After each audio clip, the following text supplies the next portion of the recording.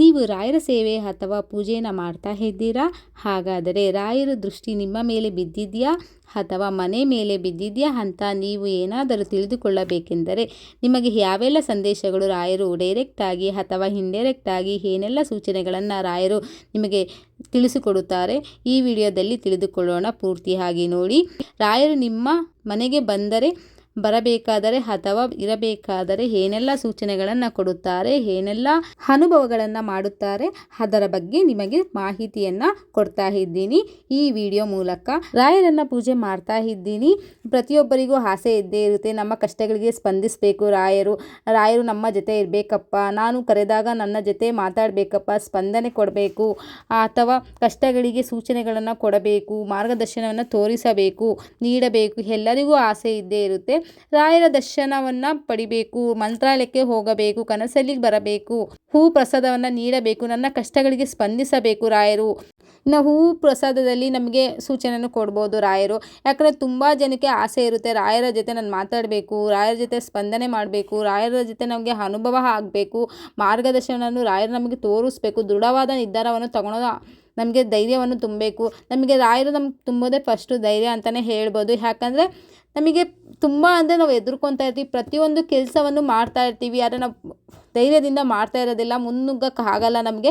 ಯಾಕಂದ್ರೆ ನಮ್ಮಲ್ಲಿರೋಂಥ ಭಯ, ಫಸ್ಟು ಆ ಭಯನ ಹೋಗಲಾಡಿಸ್ತಾರೆ ಅಂತಲೇ ಹೇಳ್ಬೋದು ರಾಯರು ಇರೋಂಥ ಮನೆಯಲ್ಲಿ, ನೆಲೆಸಿರೋಂಥ ಮನೆಯಲ್ಲಿ ಆಗುವಂಥದ್ದು ಇದು. ಯಾಕಂದರೆ ತುಂಬ ಚೇಂಜಸ್ ಆಗ್ತಾ ಹೋಗುತ್ತೆ ರಾಯರು ಇರೋಂಥ ಮನೆಯಲ್ಲಿ. ನಮಗೆ ಧೈರ್ಯ ಕಮ್ಮಿ ಇದ್ರೂ ನಾವು ರಾಯರ ಪೂಜೆ ಮಾಡ್ತಾ ಇದ್ದೀವಿ, ರಾಯರ ಸನ್ನಿಧಿಗೆ ಹೋಗ್ತಾ ಇದ್ದೀವಿ, ರಾಯರ ಮಠಕ್ಕೆ ಹೋಗ್ತಾ ಇದ್ದೀವಿ ಅಂದರೆ ನಮಗೇನೆ ಗೊತ್ತಿರೋದಿಲ್ಲ ಚೇಂಜಸ್ ಆಗ್ತಾ ಇರುತ್ತೆ ಅಂತ ಹೇಳಿಬಿಟ್ಟು ರಾಯರ ನೆನೆಸಿರೋಂಥ ಮನೆಯಲ್ಲಿ ತುಂಬಾ ಶಾಂತಿಯಾದ ವಾತಾವರಣ ತುಂಬ ಜನಕ್ಕೆ ಅನಿಸುತ್ತೆ. ನಮ್ಮ ಮನೇಲಿ ಬಂದಿರೋರು ಕೂಡ ಯಾಕಂದರೆ ಚೇಂಜಸ್ ಆಗ್ತಾ ಇರುತ್ತೆ. ಎಷ್ಟೋ ಜನ ಬಂದಾಗ ನಮಗೆ ಹೇಳ್ತಾರೆ, ಗೆಸ್ಟ್ ಆಗಿರ್ಬೋದು, ಯಾರೇ ಆಗಿರ್ಬೋದು, ನಿಮ್ಮ ಮನೆಗೇನೋ ಒಂದು ಸ್ವಲ್ಪ ತಣ್ಣಗಿನ ವಾತಾವರಣ ಇದೆ, ಶಾಂತಿ ಇದೆ, ನೆಮ್ಮದಿ ಇದೆ ಅಂತ ಹೇಳ್ತಾರೆ. ತುಂಬ ಜನ ಹೇಳ್ಬೋದು, ಒಬ್ಬೊಬ್ಬರಿಗೆ ಅನುಭವ ಆಗ್ಬೋದು. ಅದು ಕೂಡ ಈ ಥರ ಆಗುತ್ತೆ. ಏನೋ ಒಂಥರ ನೆಮ್ಮದಿ ವಾತಾವರಣ ಇರುತ್ತೆ ಮನೆಯಲ್ಲಿ. ರಾಯರ ನೆಲೆಸಿರೋಂಥ ಮನೆಯಲ್ಲಿ ಶಾಂತವಾದ, ನೀವು ಪೂಜೆ ಪುನಸ್ಕಾರ ಎಲ್ಲ ಸರಿಯಾದ ರೀತಿಯಲ್ಲಿ ಮಾಡ್ತಾ ಇದೆ, ಮಾರ್ಗದರ್ಶನ ರಾಯರು ನಿಮಗೆ ತೋರಿಸ್ತಾ ಇದೆ, ಈ ಥರ ಎಲ್ಲ ಬದಲಾವಣೆ ಆಗ್ತಾ ಹೋಗುತ್ತೆ. ಇನ್ನು ರಾಯರು ಅಂತೂ ನಮ್ದವ್ರನ್ನ ಕೈ ಬಿಡೋದೇ ಇಲ್ಲ ಅಂತಲೇ ಹೇಳ್ಬೋದು. ರಾಯರನ್ನ ನಮ್ದವ್ರು ಯಾರು ಕೂಡ ನಂಬಿ ಕೆಟ್ಟೋರಿಲ್ಲ ಅಂತಲೇ ಹೇಳ್ಬೋದು. ಯಾಕಂದರೆ ಪ್ರತಿಯೊಬ್ಬರಿಗೂ ಒಳ್ಳೇದು ಆಗ್ತಾ ಹೋಗುತ್ತೆ. ಯಾಕಂದರೆ ರಾಯರನ್ನ ಯಾರೆಲ್ಲ ಪೂಜೆ ಮಾಡ್ತಾ ಇದ್ದೀರೋ ಖಂಡಿತವಾಗಿ ಸ್ವಲ್ಪ ನಿಧಾನ ಆಗ್ಬೋದು. ಖಂಡಿತವಾಗಿ ರಾಯರು ನಿಮ್ಮ ಪ್ರೇಯರನ್ನು ಕೇಳಿಸ್ಕೊತಾರೆ, ನಿಮ್ಮ ಪೂಜೆಯನ್ನು ನೋಡ್ತಾ ಇರ್ತಾರೆ. ಆದರೆ ಎಲ್ಲದಕ್ಕೂ ಸಮಯ ಅನ್ನೋದು ಬರಬೇಕಾಗುತ್ತೆ. ಯಾಕಂದರೆ ತುಂಬ ರೀತಿ ಚೇಂಜಸ್ ಆಗ್ತಾ ಇರುತ್ತೆ, ನಿಮಗೂ ಕೂಡ ತಿಳಿದಿರಲ್ಲ. ಅದು ನಿಮ್ಮನ್ನು ನೋಡ್ತಾ ಇರ್ತಾರೆ. ಖಂಡಿತವಾಗಿ ಕಷ್ಟ ಬರ್ತಾ ಇದೆ ಅಂದರೆ ಆ ಕಷ್ಟನ ಎದುರಿಸೋ ಶಕ್ತಿ ಕೂಡ ನಿಮಗೆ ಕೊಟ್ಟಿರ್ತಾರೆ. ಯಾವುದೇ ರೀತಿ ಎದುರ್ಕೊಳೋದು ಬೇಕಾಗಲ್ಲ. ಯಾಕಂದರೆ ರಾಯರು ನಮ್ಮ ಜೊತೆ ಇದ್ದರೆ ಸಾಕು, ಎಲ್ಲವನ್ನು ಧೈರ್ಯವಾಗಿ ನಾವು ಎದುರಿಸಬಹುದು. ನಮ್ಗೆ ಎಷ್ಟೇ ನೋವು ಇದ್ದರೂ, ನಮಗೆ ಎಷ್ಟೇ ಕಷ್ಟ ಇದ್ದರೂ ಕೂಡ ಎದುರಿಸೋ ಶಕ್ತಿ, ಧೈರ್ಯ ಎರಡೂ ಕೂಡ ತುಂಬಿರ್ತಾರೆ ರಾಯರು. ಪ್ರತಿಯೊಂದು ಕೆಲಸದಲ್ಲೂ ರಾಯರು ನಮ್ಮ ಜೊತೆ ಕೈ ಹಿಡಿದು ನಡೆಸ್ಕೊಂಡು ಹೋಗ್ತಾರೆ. ರಾಯರು ನೆಲೆಸಿರೋಂಥ ಮನೆಯಲ್ಲಿ ಆಗೋವಂಥದ್ದು ಇದು. ಬೇರೆ ಇವಾಗ ನಾವು ಪೂಜೆ ಮಾಡ್ತಾ ಇರ್ತೀವಿ, ಪ್ರತಿ ಗುರುವಾರ ಪೂಜೆ ಮಾಡೋರು ತುಂಬ ಜನ ತಪ್ಪುಗಳನ್ನು ಮಾಡ್ತಾ ಇರ್ತೀರ. ಯಾವುದೇ ಕಾರಣಕ್ಕೂ ಏಕಾದಶಿ ದಿವಸ ನಾನ್ ವೆಜ್ ತಿನ್ನೋದಕ್ಕೆ ಹೋಗಬೇಡಿ, ಮತ್ತು ಪ್ರತಿ ಗುರುವಾರನೂ ನಾನ್ ವೆಜ್ ತಿನ್ನೋದನ್ನು ಬಿಟ್ಬಿಡಿ. ಯಾಕಂದರೆ ರಾಯರಿಗೆ ಅವಮಾನ ಮಾಡ್ದಂಗೆ ಆಗುತ್ತೆ ಅಂತಲೇ ಹೇಳ್ಬೋದು ಗುರುವಾರ ನಾನ್ ವೆಜ್ ತಿಂತಾ ಇದ್ದರೆ. ಇನ್ನು ಬೇರೆ ದಿವಸ ತಿನ್ಬೋದಾ ಅಂತ ಕೇಳ್ಬೋದು ನೀವು. ಖಂಡಿತವಾಗಿಯೂ ನೀವು ಯಾವ್ಯಾವ ವಾರ ತಿಂತೀರೋ ಆವ್ಯಾವ ತಿನ್ಕೊಳ್ಳಿ, ಆದರೆ ಗುರುವಾರ ಮಾತ್ರ ನೀವು ಬಿಟ್ಬಿಡಿ. ಯಾಕಂದರೆ ಗುರುವಾರ ನೀವು ರಾಯರನ್ನ ಪೂಜೆ ಮಾಡ್ತಿರ್ತೀರ, ಗುರುವಾರ ನೀವು ತಿಂತಾ ಇರ್ತೀರ ನಾನ್ ವೆಜ್ಜು. ಹಾಗಾಗಿ ರಾಯರಿಗೆ ಅವಮಾನ ಮಾಡ್ದಂಗೆ ಆಗುತ್ತೆ ಅಂತಲೇ ಹೇಳ್ಬೋದು. ಪ್ರತಿ ಗುರುವಾರನೂ ನೀವು ತಿನ್ನೋದನ್ನ ಬಿಟ್ಬಿಡಿ ನಾನ್ ವೆಜ್ನ. ಆವಾಗ ನೀವು ಬೇಗನೆ ಅನುಗ್ರಹ ಪಡ್ಕೋಬೋದು ರಾಯರಿಗೆ ಯಾವುದೇ ಕಾರಣಕ್ಕೂ ಅವಮಾನವನ್ನು ಮಾಡೋದಕ್ಕೆ ಹೋಗಬೇಡಿ. ಇನ್ನು ಗುರುವಾರ ಏಕಾದಶಿ ದಿವಸ 2 ದಿವಸನೂ ನೀವು ತಿನ್ನೋದಕ್ಕೆ ಹೋಗಬೇಡಿ.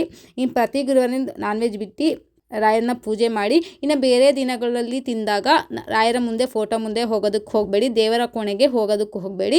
ತುಂಬ ಜನ ಹೇಳ್ತಾರೆ ಇದು. ಒಬ್ಬೊಬ್ಬರು ನಾನ್ ವೆಜ್ ತಿಂದು ಕೂಡ ಪೂಜೆಯನ್ನು ಮಾಡ್ತಾರೆ, ಪುನಸ್ಕಾರವನ್ನು ಮಾಡ್ತಾರೆ. ಯಾರು ಕೂಡ ಈ ತಪ್ಪುಗಳನ್ನ ಮಾಡೋದಕ್ಕೆ ಹೋಗಬೇಡಿ, ದೇವ್ರಿಗೆ ಅವಮಾನ ಮಾಡ್ದಂಗೆ ಆಗುತ್ತೆ ಅದು. ಹಾಗಾಗಿ ಹೇಳ್ತಾ ಇದ್ದೀನಿ. ಇನ್ನು ನಾವು ಚಿಕ್ಕ ಪುಟ್ಟ ಮಾಡುವಂತಲೇ ದೇವ್ರಿಗೆ ಅನುಗ್ರಹ ಪಡ್ಕೊಳೋದಕ್ಕೆ ನಮಗೆ ತುಂಬ ಕಷ್ಟ ಆಗುತ್ತೆ. ಪೂಜೆ ಮಾಡ್ತಾ ಇರ್ತೀವಿ, ಆದರೆ ನಾವು ಯಾವ ಥರ ಮಾಡ್ತೀವಿ ಅನ್ನೋದು ಮುಖ್ಯ ಆಗುತ್ತೆ. ಇನ್ನು ರಾಯರನ್ನ ನಮ್ಮ ಮನೆಯಲ್ಲಿ ಪ್ರತಿಷ್ಠಾಪನೆ ಮಾಡಿದಾಗ ತುಂಬ ಚೇಂಜಸ್ ಆಗ್ತಾ ಹೋಗುತ್ತೆ. ಇನ್ನು ರಾಯರ ದೃಷ್ಟಿ ನಮ್ಮ ಮೇಲೆ ಬಿದ್ದಾಗ ನೆಮ್ಮದಿ, ಶಾಂತಿ, ಸಕಲ ಭಾಗ್ಯವನ್ನು ಕೊಡ್ತಾರೆ ಅಂತಲೇ ಹೇಳ್ಬೋದು. ಯಾವುದೇ ರೀತಿ ನಮಗೆ ಹಿಂಜರಿಕೆ ಇರೋದಿಲ್ಲ, ಎಲ್ಲ ರೀತಿಯಲ್ಲೂ ನಮಗೆ ಸಕ್ಸಸ್ ಕಾಣ್ತಾ ಹೋಗ್ತಿರ್ತೀವಿ. ಯಾಕಂದರೆ ತುಂಬ ಚೇಂಜಸ್ ಆಗ್ತಾ ಇರ್ತೀವಿ. ನಾವು ಏನೇ ಒಂದು ಪ್ರಾಜೆಕ್ಟ್ ಮಾಡ್ತಾ ಇದ್ದೀವಿ, ಏನೇ ಒಂದು ಕೆಲಸ ಮಾಡ್ತಾ ಇದ್ದೀವಿ ಅಂದರೆ ನಮಗೆ ಎಷ್ಟೇ ನೋವಿದ್ರೂ ಕೂಡ ರಾಯರು ಅದನ್ನೆಲ್ಲ ಸರಿ ಮಾಡ್ತಾ ಹೋಗ್ತಾ ಇರ್ತಾರೆ. ನಮಗೆ ಇವಾಗ ಗೊತ್ತಾಗ್ತಿಲ್ಲ ಮುಂದಿನ ದಾರಿ ಏನು ತಗೋಬೇಕು ನಮಗೆ ಗೊತ್ತಾಗ್ತಿಲ್ಲ ಅಂದರೂ ಕೂಡ ರಾಯರು ನಮಗೆ ಯಾವುದೋ ರೀತಿಯಲ್ಲಿ ಕನ್ಸಲ್ ಬಂದಾಗಲಿ, ಡೈರೆಕ್ಟ್ ಆಗಿ, ಇಂಡೈರೆಕ್ಟ್ ಆಗಿ ಯಾವುದೋ ಮುಖಾಂತರವಾಗಿ ನಮಗೆ ಸೂಚನೆಯನ್ನು ಕೊಡ್ತಾರೆ ಅಂತಲೇ ಹೇಳ್ಬೋದು. ಒಟ್ಟಿನಾಗೆ ನಾವು ಕೆಲಸವನ್ನು ಮಾಡ್ತಾ ಹೋಗ್ತಾ ಇರ್ತೀವಿ. ಯಾವುದೇ ರೀತಿ ಅಡೆತಡೆ ಆಗದಂಗೆ ನಮಗೆ ಸಕ್ಸಸ್ಸನ್ನು ಕಾಣ್ತಾ ಹೋಗ್ಬೋದು. ಇನ್ನು ರಾಯರು ನೆಲೆಸಿರೋಂಥ ಮನೆಯಲ್ಲಿ ಸಕ್ಸಸ್ ಮಾತ್ರನೇ ಕಾಣ್ತಾ ಹೋಗ್ತಾ ಇರ್ತೀವಿ. ಯಾವುದೇ ರೀತಿ ಕಷ್ಟ ಬಂದರೂ ಕೂಡ ಅದು ನಾವು ಎದುರಿಸ್ತಾ ಹೋಗ್ತಾ ಇರ್ತೀವಿ. ಎಷ್ಟೇ ನಮಗೆ ನೋವು, ಎಷ್ಟೇ ನಮಗೆ ಸಂಕಟ ಆದರೂ ಕೂಡ ರಾಯರ ಫೋಟೋ ನೋಡಿದಾಗ ಇಷ್ಟೆಲ್ಲ ಚೇಂಜಸ್ ಆಗುತ್ತೆ. ಯಾಕಂದರೆ ರಾಯರ ಫೋಟೋ ನಮಗೆ ಎಷ್ಟೇ ನೋವು ಇದ್ದು, ಸಂಕಟ ಇದ್ದರೂ ನಮಗೆ ಆಗ್ತಾ ಇಲ್ಲಪ್ಪ, ನಮಗೆ ತಡೆಯೋದಕ್ಕೆ ಆಗ್ತಾ ಇಲ್ಲ ಅಂದಾಗ ಒಂದೇ ಒಂದು ಸತಿ ರಾಯರ ಫೋಟೋ ಹೋಗಿ ನೋಡಿದಾಗ ನಮಗೇನೋ ಒಂದು ಹೊಸದೊಂದು ಹುಮ್ಮಸ್ಸು, ಶಾಂತಿ, ನೆಮ್ಮದಿ ಸಿಗುತ್ತೆ ಅಂತಲೇ ಹೇಳ್ಬೋದು. ರಾಯರು ನೆಲೆಸಿರೋಂಥ ಮನೆಯಲ್ಲಿ ಮಾತ್ರ ಇದೆಲ್ಲ ಆಗುವಂಥದ್ದು. ತುಂಬ ಚೇಂಜಸ್ ಕಾಣ್ತಾ ಹೋಗ್ತೀವಿ. ಎಷ್ಟೇ ದುಃಖ ಇದ್ದರೂ ರಾಯರ ಫೋಟೋ ನೋಡ್ತಾನೆ ನಮಗೆ ನೆಮ್ಮದಿ ವಾತಾವರಣ ಸಿಗುತ್ತೆ. ರಾಯರು ನೆಲೆಸಿರೋಂಥ ಮನೆಯಲ್ಲಿ ನೆಮ್ಮದಿ ವಾತಾವರಣ ಸದಾಕಾಲ ಇರುತ್ತೆ ಅಂತಲೇ ಹೇಳ್ಬೋದು. ಇನ್ನು ಮಕ್ಕಳಲ್ಲಿ ತುಂಬ ಚೇಂಜಸ್ ಆಗ್ತಾ ಇರುತ್ತೆ. ಮಕ್ಕಳು ಇರೋಂಥ ಮನೆಗಳಲ್ಲಿ ಮಕ್ಕಳು ತುಂಬಾ ಚೆನ್ನಾಗಿ ಓದ್ತಾ ಇರ್ತಾರೆ, ಓದೋದಲ್ಲಿ ಇಂಟ್ರೆಸ್ಟ್ ಇರುತ್ತೆ.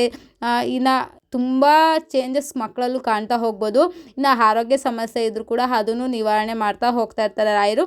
ನಮಗೆ ಏನೇ ಒಂದು ಕಷ್ಟ ಬಂದರೂ ಕೂಡ ರಾಯರು ನಮಗೆ ಚೇಂಜಸ್ಸನ್ನು ಮಾಡ್ತಾ ಇರ್ತಾರೆ. ಕಷ್ಟ ಸುಖದಲ್ಲಿ ಭಾಗಿಯಾಗಿರ್ತಾರೆ. ನಮಗೆಲ್ಲನೂ ಎದುರಿಸೋ ಶಕ್ತಿ ಕೊಟ್ಟಿರ್ತಾರೆ ಅಂತಲೇ ಹೇಳ್ಬೋದು ರಾಯರು. ಇನ್ನು ರಾಯರು ಇರೋಂಥ ಮನೆಯಲ್ಲಿ ತುಂಬ ಅಂದರೆ ತುಂಬ ಎಷ್ಟೇ ಕಷ್ಟ, ನೋವು ಏನೇ ಇದ್ದರೂ ಕೂಡ ಮಂಜಿನಂತೆ ಕರಗ್ತಾ ಹೋಗ್ತಾ ಇರುತ್ತೆ. ನಮಗೇನೋ ಆಗ್ತಾನೆ ಇಲ್ಲಪ್ಪ, ನಮಗೆ ಈ ಕೆಲಸ ಮಾಡೋದಕ್ಕೆ ಆಗ್ತಾ ಇಲ್ಲ, ಇನ್ನು ನಮಗೆ ಎದುರಿಸೋಕ್ಕೆ ಆಗಲ್ಲ, ಎಷ್ಟೇ ಕಷ್ಟ ಆಗ್ತಾಯಿದೆ, ಇಷ್ಟು ಕಷ್ಟ ಆಗಲ್ಲ ನಮಗೆ ತಡೆಯೋದಕ್ಕೆ ಅಂತ ಹೇಳ್ಕೊತಾ ಇರ್ತೀವಿ. ಆದರೂ ಕೂಡ ಮಂಜಿನಂತೆ ಕರಗ್ತಾ ಹೋಗ್ತಾ ಇರುತ್ತೆ ಕಷ್ಟನ. ನಮಗೆ ಗೊತ್ತಾಗಲ್ಲ, ಇಷ್ಟು ಈಸಿಯಾಗಿ ಮಾಡಿಬಿಟ್ವ, ನಾವು ಇಷ್ಟೊಂದು ಕಷ್ಟ ಅನ್ಕೊತಾ ಇದ್ದೆ, ನಾನು ಇಷ್ಟು ಈಸಿಯಾಗಿ ಮಾಡಿಬಿಟ್ನ, ಇದೆಲ್ಲ ಇಷ್ಟು ಬೇಗ ಮುಗ್ದೋಯ್ತಾ ಅಂತ ಫೀಲ್ ಬಂದುಬಿಡುತ್ತೆ. ಯಾಕಂದರೆ ರಾಯರು ಎಲ್ಲವನ್ನು ಎದುರಿಸೋ ಶಕ್ತಿ ನಮ್ಮಲ್ಲಿ ತುಂಬಿರ್ತಾರೆ ಅಂತಲೇ ಹೇಳ್ಬೋದು. ಇನ್ನು ಕೆಲವರಲ್ಲಿ ತುಂಬಾ ಎಲ್ಲವನ್ನು ಕೆಲಸ ಮಾಡ್ತಿರ್ತಾರೆ, ಆದರೆ ಕಾನ್ಫಿಡೆನ್ಸ್ ಅನ್ನೋದು ಇರೋದಿಲ್ಲ. ಆವಾಗ ಆ ಕಾನ್ಫಿಡೆನ್ಸ್ನ ದೇವರು ನಮಗೆ ತುಂಬ್ತಾ ಹೋಗ್ತಾ ಇರ್ತಾರೆ. ದೇವರ ಪೂಜೆಯಲ್ಲಿ ನಾವು ಭಾಗಿಯಾಗ್ತಾ ಇರ್ತೀವಿ, ತುಂಬಾ ನೆಮ್ಮದಿ ತೊಗೊತಾ ಇರ್ತೀವಿ. ಇನ್ನು ನಾವು ಇವಾಗ ಮನೆಯಲ್ಲಿ ಪೂಜೆ ಪುನಸ್ಕಾರ ಎಲ್ಲ ಮಾಡೇ ಇಲ್ಲ ಅಂದರೆ ಮನೆಯಲ್ಲಿ ನೆಗೆಟಿವ್ ಎನರ್ಜಿ ಜಾಸ್ತಿ ಇರುತ್ತೆ, ನೆಗೆಟಿವ್ ಥಾಟ್ಸ್ ಜಾಸ್ತಿ ಬರ್ತಾ ಇರುತ್ತೆ. ನೆಗೆಟಿವ್ ಜಾಸ್ತಿ ಆಗ್ತಾ ಹೋದಾಗ ಪಾಸಿಟಿವ್ ಥಿಂಕಿಂಗ್ ಜಾಸ್ತಿ ಬರೋದಿಲ್ಲ. ಮನೆಯಲ್ಲಿ ಪೂಜೆ ಪುನಸ್ಕಾರ ಇವೆಲ್ಲ ಸರಿಯಾದ ರೀತಿಯಲ್ಲಿ ಆಗ್ತಾ ಇದ್ದರೆ ಮಾತ್ರ ಮನೆಯಲ್ಲಿ ಶಾಂತಿ, ನೆಮ್ಮದಿ ನೆಲೆಸೋದಕ್ಕೆ ಸಾಧ್ಯವಾಗುತ್ತೆ. ಯಾವುದೇ ರೀತಿ ನೆಗೆಟಿವ್ ಎನರ್ಜಿ ಬರೋದಿಲ್ಲ. ಇನ್ನು ಮನೆಯಲ್ಲಿ ತುಳಸಿ ಪಾಟ್ ಅಲ್ಲೇ ಗೊತ್ತಾಗ್ಬಿಡುತ್ತೆ ಪಾಸಿಟಿವ್ ಎನರ್ಜಿ ಇದೆಯಾ, ನೆಗೆಟಿವ್ ಎನರ್ಜಿ ಇದೆಯಾ ಅಂತ ಹೇಳಿಬಿಟ್ಟು. ಎಷ್ಟೇ ನಮಗೆ ಇವಾಗ ನೆಗೆಟಿವ್ ಎನರ್ಜಿ ಇದ್ದರೆ ತುಳಸಿ ಹಾಕಿರ್ತೀರಲ್ಲ ಅದು ಬೇಗನೆ ಒಣಗೋಗುತ್ತೆ. ಆವಾಗೇ ಅನ್ಕೋಬೋದು ನಮಗೆ ನೆಗೆಟಿವ್ ಎನರ್ಜಿ ಮನೆಯಲ್ಲಿ ಇದೆ ಅಂತ ಹೇಳಿಬಿಟ್ಟು. ಇನ್ನು ತುಳಸಿ ಪಾಟ್ ಚೆನ್ನಾಗಿ ಬರ್ತಾ ಇರುತ್ತೆ, ತುಂಬಾ ಚೆನ್ನಾಗಿ ಕಾಣ್ತಾ ಇರುತ್ತೆ, ತುಂಬ ಎತ್ತರವಾಗಿ ಹೋಗಿದೆ ಅಂತ ಹೇಳಿಬಿಟ್ಟು. ತುಂಬ ಲಕ್ಷಣವಾಗಿ ಕಾಣ್ತಾ ಇರುತ್ತೆ. ತುಳಸಿ ನೋಡ್ತಾ ಇದ್ರೆ ಏನೋ ಒಂಥರ ಖುಷಿ ಆಗ್ತಾ ಇರುತ್ತೆ ತುಳಸಿ ನೋಡಿದಾಗ. ಆವಾಗ ನೀವು ಅಂದ್ಕೋಬೋದು ಪಾಸಿಟಿವ್ ಎನರ್ಜಿ ನಮ್ಮ ಮನೇಲಿ ಇದೆ, ದೈವ ಶಕ್ತಿ ಇದೆ ಅಂತ ಹೇಳಿಬಿಟ್ಟು. ಈ ಥರ ಎಲ್ಲ ಚೇಂಜಸ್ ಆಗ್ತಾ ಹೋಗುತ್ತೆ. ದೇವರು ನೆಲೆಸಿರೋಂಥ ಮನೇಲಿ, ರಾಯರು ನೆಲೆಸಿರೋಂಥ ಮನೆಯಲ್ಲಿ ಚೇಂಜಸ್ ಕಾಣ್ತಾ ಹೋಗ್ತಾ ಇರ್ತೀವಿ. ನಮಗೇನೆ ಗೊತ್ತಾಗಲ್ಲ ಇಷ್ಟೆಲ್ಲ ಚೇಂಜಸ್ ಆಗಿದೆ ಅಂತ. ಒಂದು ಸತಿ ಥಿಂಕ್ ಮಾಡಿದಾಗ ಮಾತ್ರ ನಮ್ಗೆ ಇದೆಲ್ಲ ಗೊತ್ತಾಗೋದು. ಓ ಚೇಂಜಸ್ ಆಗಿದೆ, ನಮ್ಮ ಮನೇಲಿ ದೈವಶಕ್ತಿ ಇದೆ, ಶಾಂತಿ ಇದೆ ಅಂತ ಹೇಳಿಬಿಟ್ಟು. ಎಲ್ಲಿ ಶಾಂತಿ ನೆಮ್ಮದಿ ಇರುತ್ತೋ ಅಲ್ಲಿ ದೈವಶಕ್ತಿ ಇರುತ್ತೆ. ಎಲ್ಲಿ ಯಾವಾಗೂ ಜಗಳ ಕಿರಿಕಿರಿ ಎಲ್ಲ ಆಗ್ತಾ ಇದ್ದರೆ ಅಲ್ಲಿ ದುಷ್ಟ ಶಕ್ತಿಗಳು, ನೆಗೆಟಿವ್ ಎನರ್ಜಿ ಜಾಸ್ತಿ ಆಗಿದೆ ಅಂತ ಅಂದ್ಕೋಬೇಕಾಗುತ್ತೆ. ಯಾಕಂದರೆ ಯಾವಾಗೂ ಜಗಳ, ಎಲ್ಲಿ ನೋಡಿದ್ರು ಕಿರಿಕಿರಿ, ಯಾವಾಗೂ ಮನಸ್ತಾಪಗಳು ಮನೆಯಲ್ಲಿ ಆಗ್ತಾ ಇದೆ ಅಂದರೆ ನಮ್ಮ ಮನೆಯಲ್ಲಿ ದೈವಶಕ್ತಿಗಿಂತ ನೆಗೆಟಿವ್ ಎನರ್ಜಿ, ದುಷ್ಟಶಕ್ತಿ ಜಾಸ್ತಿ ಇದೆ ಅಂತ ಅಂದ್ಕೋಬೇಕಾಗುತ್ತೆ. ಇಷ್ಟೆಲ್ಲ ಚೇಂಜಸ್ ಮಾಡ್ಕೊತಾ ಹೋಗ್ತಾ ಇದೆ. ದೇವರ ಪೂಜೆ ಮಾಡ್ತಾ ಹೋಗ್ತಾ ಇದೆ, ಪಾಸಿಟಿವ್ ಎನರ್ಜಿ ಜಾಸ್ತಿ ಆಗ್ತಾ ಇರುತ್ತೆ, ನೆಗೆಟಿವ್ ಎನರ್ಜಿ ಕಮ್ಮಿ ಆಗುತ್ತೆ ಅಂತಲೇ ಹೇಳ್ಬೋದು. ರಾಯರ ದೃಷ್ಟಿ ನಮ್ಮ ಮೇಲೆ ಬಿದ್ದಾಗ ಇಷ್ಟೆಲ್ಲ ಚೇಂಜಸ್ ಆಗ್ತಾ ಹೋಗ್ತಾ ಇರುತ್ತೆ. ಮನೆಯಲ್ಲಿ ನಮಗೆ ಅಂತಲ್ಲ, ಎಲ್ಲರಲ್ಲೂ ಚೇಂಜಸ್ ಕಾಣ್ತಾ ಹೋಗ್ತಾ ಇರ್ತೀವಿ. ಆವಾಗಲೇ ಗೊತ್ತಾಗುತ್ತೆ ನಮ್ಮ ಮನೆಯಲ್ಲಿ ರಾಯರ ದೃಷ್ಟಿ ಬಿದ್ದಿದೆ ಅಂತ ಹೇಳಿಬಿಟ್ಟು. ರಾಯರು ಬಂದ ಮೇಲೆ ಎಷ್ಟೆಲ್ಲ ಚೇಂಜಸ್ ಆಗಿದೆ ಅಂತ ನೋಡಿದಾಗ ಇವೆಲ್ಲ ನಮಗೆ ಸೂಚನೆಗಳು ಸಿಗ್ತಾ ಹೋಗುತ್ತೆ. ಇವತ್ತಿನ ವಿಡಿಯೋದಲ್ಲಿ ನಿಮಗೆ ಸಂಕ್ಷಿಪ್ತವಾಗಿ ತಿಳಿಸಿದ್ದೀನಿ ಅಂತ ಅಂದ್ಕೊತಾ ಇದ್ದೀನಿ. ಇವತ್ತಿನ ವಿಡಿಯೋದಲ್ಲಿ ನಿಮ್ಗೆ ಇಷ್ಟ ಆಗಿದೆ ಪ್ಲೀಸ್ ನನ್ನ ಚಾನಲ್ನ ಸಬ್ಸ್ಕ್ರೈಬ್ ಮಾಡಿ. ಮತ್ತೆ ಸಿಗ್ತೀನಿ ನೆಕ್ಸ್ಟ್ ವಿಡಿಯೋದಲ್ಲಿ.